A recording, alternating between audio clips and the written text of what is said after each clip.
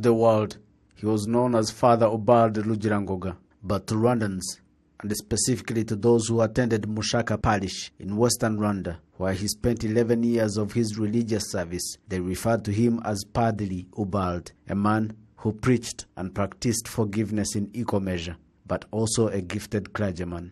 It is difficult to those that knew the celebrated Catholic priest and genocide survivor who prayed for the sick to heal in Rwanda and across the world that he is no more.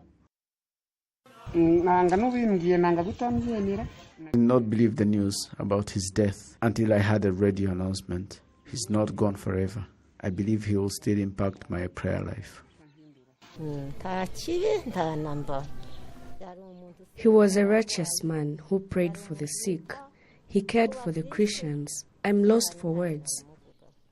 Father Ubald lost his mother and many relatives during the genocide against the Tutsi. His father had long been killed in the 1963 massacre when Father Ubald was just 7 years old. Sinzabakwira Stratton is a resident of Nyamasheke in Karengera sector who played a role in the killing of some of Ubald's family members, but all his crimes were forgiven and the two reconciled. Despite all that, the deceased Father Ubald helped the children of the man who killed his family members to go to school.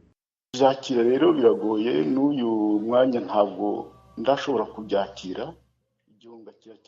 is very difficult to believe he's gone. It is very devastating.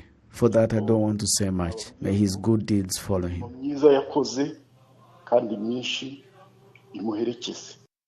Father Ubald dies 11 years after establishing a reconciliation and forgiveness program at Mushaka Parish. Through his Center for Secret of Peace, Father Ubald challenged genocide perpetrators to come forth, confess their role in the 1994 genocide against the Tutsi, and ask for forgiveness, believing that that was the only way to lasting peace and reconciliation in Rwanda.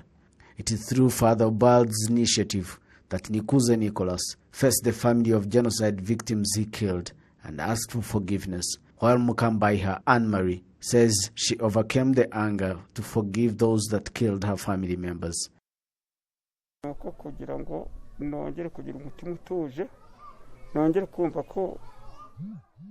For me to accept my dark past and admit to have killed, it was all done by Father Ubald, who encouraged me. His reconciliation sessions helped me and many like me to face the relatives of the victims we killed.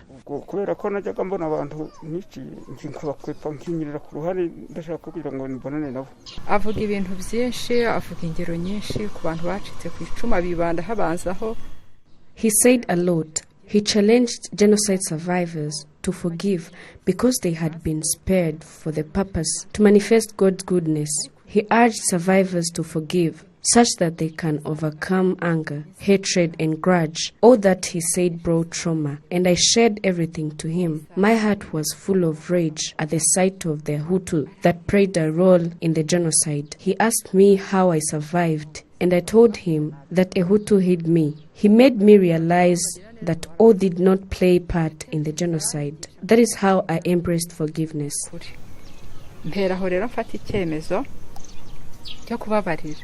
Father Ubald's decision to become a priest was influenced by his family's experience as victims of ethnic hatred, and so he wanted to preach love. As a result, over 300 families have reconciled.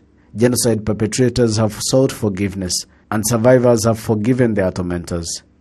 In 2015, Father Ubald was rewarded as a Protective Friendship Pact Umulinzi w'igihango by Unity Club in Rumuri, founded by the First Lady of Rwanda, Jeannette Kagame. Ubald was awarded for his role in promoting unity and reconciliation.